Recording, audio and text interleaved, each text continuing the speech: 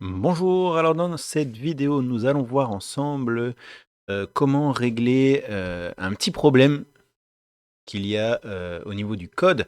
Par exemple, ici, je vais faire le parcours avec mon personnage. Et donc, le dernier code que nous avions créé, c'est quand j'arrive près du truc, près du coffre, il se déroule, il s'ouvre, et puis je me retrouve avec mon lingot. Alors, ça, c'est assez sympa. Ça fonctionne nickel. Par contre, un truc, c'est quand je mets play, je me dépêche pour aller vers le coffre. Tac, tac, tac, tac, tac. Hein, j'arrive près du coffre. Pouf, il commence son animation. Eh bien, je peux déjà retourner et je suis déjà à peu près à la moitié du parcours quand le lingot, en fait, pop sur mon dos.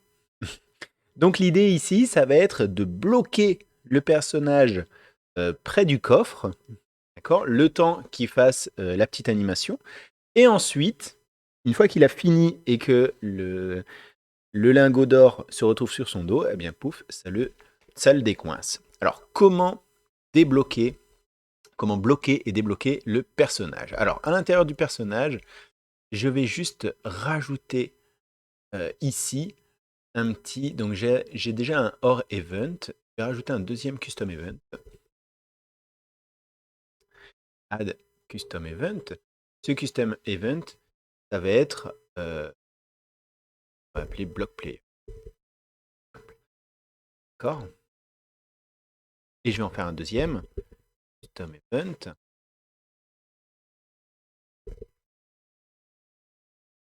Et block player.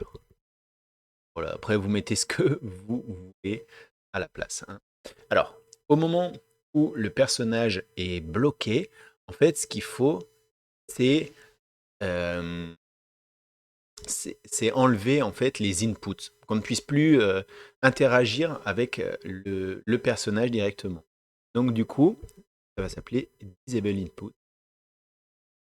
Disable input, d'accord? Et en dessous, on doit aller rechercher le player controller. Là, tac, le player controller, ben, c'est get player controller. Et le player, c'est le 0. Donc c'est nous devant notre machine. Donc là, on a le block player et ici le déblock player. C'est enable input pour faire l'inverse. Et on va relier exactement la même chose. On va compiler, ça fonctionne. Et une fois que c'est bon, on va revenir ici au niveau de l'animation de notre coffre. Donc là, il va checker pour voir si c'est bon personnage. Il va détruire la petite boîte. Il va détruire ici la petite boîte et il va commencer à jouer l'animation. Donc la petite boîte collision, pardon. Je vais rajouter ici, hop, donc c'est block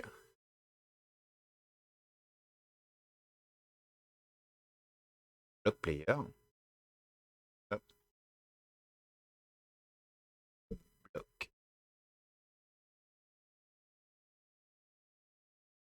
player. Je vais le rajouter ici. La boîte est partie. Je vais aller rechercher cette valeur-ci pour la mettre dedans. Donc, il va bloquer le joueur. Ensuite, il va faire son petit délai. Il va faire son animation. Il va me remettre ici l'or. Et ici, hop, aller rechercher le déblock player. Et dans la target, ben, je dois aller et tac.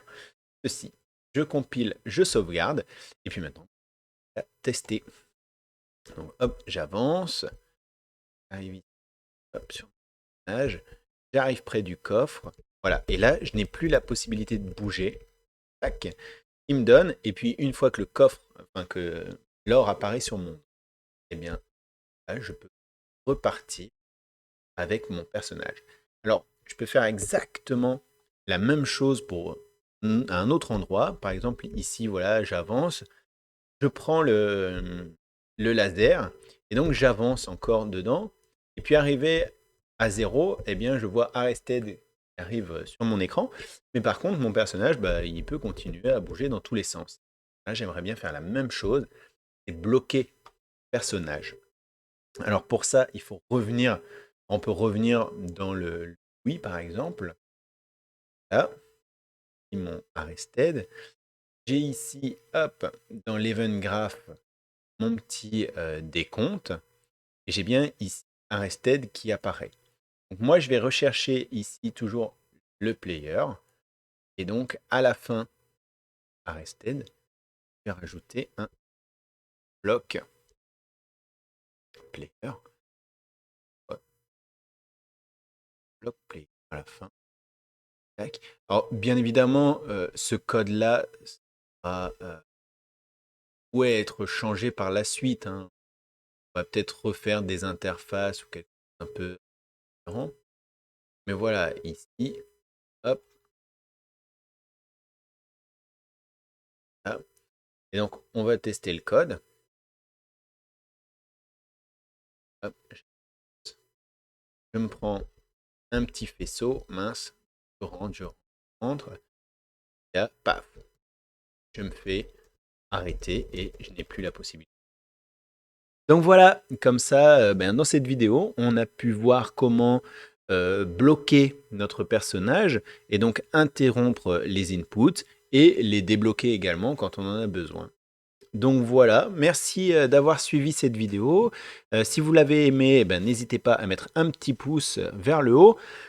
Et c'est pareil, hein, si vous aimez la chaîne et les vidéos, n'hésitez pas à vous abonner. Voilà, merci beaucoup de me suivre et bon amusement, amusez-vous à créer.